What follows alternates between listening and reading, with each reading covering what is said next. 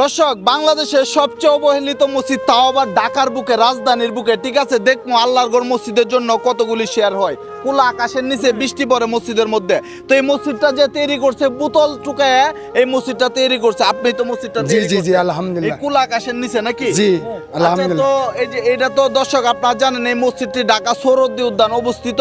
কিভাবে এই ভাই উদ্যোগ নিল যে এই এত বড় একটা পার্কের মধ্যে একটা মসজিদ নাই? প্রত্যেকটা পার্কেই তো আছে। তো আপনি কি চাচ্ছেন, আপনার পরিকল্পনা কি? আমার পরিকল্পনা কি জানেন ভাইজান, আমি তোর পথের মানুষ, আমার দিনে শিক্ষা নাই, দিনে আমল নাই, ভালো শিক্ষা নিতে পারি না, আমার আসলে কালামও জানি না, কিভাবে নামাজ আদায় করতে হয়, কিভাবে দোয়া আদায় করতে হয়, কিভাবে আল্লাহ কাছে চাইতে হয়, কিভাবে আল্লাহ কাছে মাপ চাইতে হয়, এর কোনো কিছু শিক্ষা আমার ঘাটতি অভাব।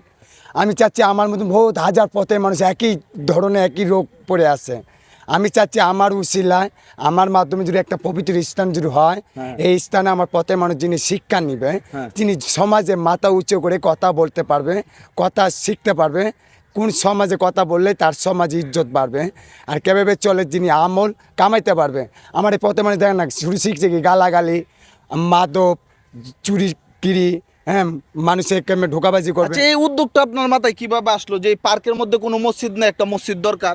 এই মসজিদ এই জন্য দরকার, বৈশাখ যখন নববর্ষ, তখন সবাই আসলে এখানে ঘুরতে। আচ্ছা, অনেক নামাজি ভাইরা নামাজের জন্য ছটফট করছিল, পরে আমার কাছে শেয়ার করছে, রাজীব শাহ আমাদের তো জায়ের নামাজ দেন, একটু পানি ব্যবস্থা করেন, একটু নামাজের ব্যবস্থা করেন। আমি চিন্তা করলাম আসলে শুক্রবার তো অনেক ভাই বোন মা বোন সবাই আসে ঘুরতে, নামাজি ভাইরা দেখা যখন মূল্য নামাজ নিশ্চিত হয়ে যায়, তার জন্য আমি চিন্তা করলাম একটা যদি সরদিন নামাজি যদি স্থান হয়, দেখেন পবিত্র কালীমা মন্দির আছে, ভগবানের মন্দির, আমরা তো আর বিপক্ষে যাচ্ছি না, যাতে পক্ষে আজীবনই থাকবো।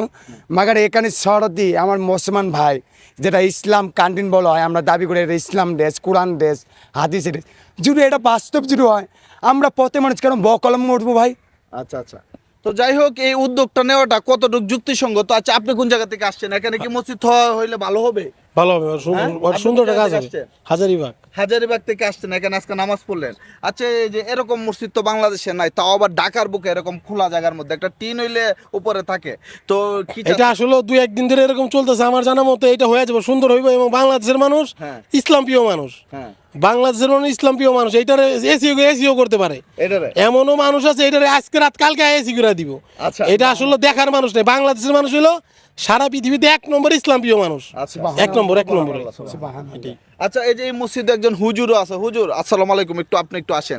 আচ্ছা, আজ আপনি তো এই মসজিদে ইমামতি করতেছেন, তো এই যে এখানে মুসল্লির সংখ্যা এখনো পুরোপুরি হয়ে ওঠে নাই, খোলা জায়গার মধ্যে অনেক ঝুঁকি নিয়ে করতে হয়, একটু বলতেন এই বিষয়ে। আসলে দেখেন, প্রথম পর্যায়ে নামাজের পরিবেশটা ছিল না, এখন পরিবেশটা একটু ভালো হওয়ার কারণে মুসল্লি আসতেছে, অনেকে জানতেছে না, বাকি না জানার কারণেও আসতেছে না। যখন মানুষ জানবো যে এখানে একটা নামাজের স্থান আছে, দর্শনার্থী যারা আছে নামাজের রক্ত মতো এখানে নামাজগুলো পড়তে পারবে, আদায় করতে পারবে।